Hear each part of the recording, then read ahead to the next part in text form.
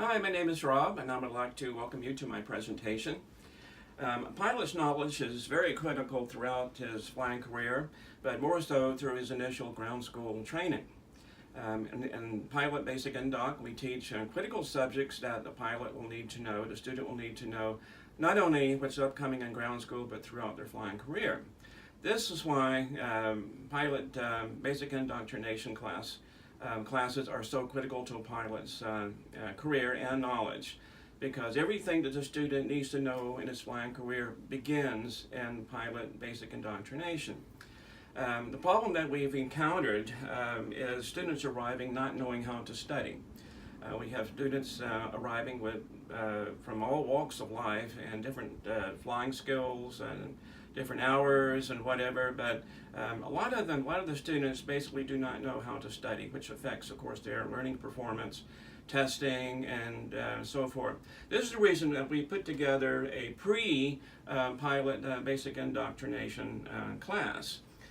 I put this together for Mesa Airlines as Welcome to Pre-Pilot Basic Indoc, how to become a first officer with Mesa Airlines and enjoy every minute of it. We want you to help to prepare you for the tasks we're about to begin. We want you to assure you that the task is quite doable if you apply yourself. We've seen in the movies the lifestyle of the pilot and everything. Obviously, a lot of the pilots are demanding and so forth, but you have to achieve that level of professionalism. And so we have to start small to get big, I suppose. So you have to prepare yourself at hand when you're in ground school. Consider the study strategies that we're about to show you. We tell the students all the time is that if you study alone, you're going to fail. You need a study partner. And we've developed some techniques which we've applied here for the students to get a pre-look at before they start their training. You want to study in groups, you want to study together, you share knowledge and you share experiences. That's the one way. As an icebreaker, once you get to know everybody and in the class, things work a lot better, because you'll be having study partners and working together and studying in the classroom, exchanging notes and so forth. So once you know all the students in the class, things automatically become a lot easier. Maximize your time. We'll see a little bit later. You have to have fun. You have to relax a little bit. If you're stressed and strained, you're not going to study very well or retain very much information. So maximize your time. Study, play, go have a dinner, leave the hotel for a while, whatever it takes. But you cannot stay on task, but you must maximize your time. The ground school will only last a few weeks, and time is limited and is critical. As we'll learn later on in CRM, Cockpit Resource Management, time management is very important. As I said before, have fun while you're in the training. Get to know your partners and get to know the city where you're in. I had a video here. I have no time to do it now. It's the American Airlines video. Perhaps have an occasion to go through it later. This is the point where we have everybody in the class get up and tell their experiences, where they're from, and what their flying experience was.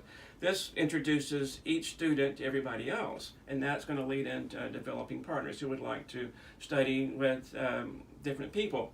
Okay, my name is Rob, and my flying experience goes through DC-3s and light twins, singles, and an MD-80 and the DC-9 as an instructor. I have about 4,000 hours in accrued time, actual aircraft, and simulated time. My last job was with PSA Airlines, was a CRJ 700 instructor. And my family lives here in Atlanta, and my hobbies, we aim to kind of phone a little bit to my right, and you see my cricket display. I'm an avid cricket fan. We're going to skip that slide there, and professionalism is a very big part of being a pilot. You want to look the part, be the part, and respect is for those that deserve it, not who demand it. If you act professional, and people will recognize that. People will trust you. And when you're in ground school, people tend to gravitate with people who are taking the job seriously. Just an important component of their job. Time is an important component of their job. They're prepared for the days ahead, and they're dressed properly. They wear their tie, they have a haircut, and so forth. And what you don't want to look like is this. The public will see this. You're at the gate. You're sleeping at the controls in the cockpit. People are always observing you whenever you wear the uniform. So you always want to look professional, not only when you're in the ground school arena, but also out on the line when you get there. This guy, if he's in the tattoo business, I guess he's okay, but these guys do not present a good appearance in public at all. He didn't want to look like that. And I was in a terminal one time, this captain comes up, even though it was 3 o'clock in the morning, he had his shirt tail out, he had his tie undone. There were still passengers looking at him. And I was going to say something to him, but it was too late.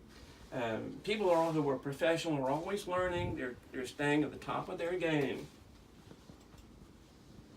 They continue to strive for skills and develop their professional life. When you develop your professional skills, others will notice that and they'll try to emulate you.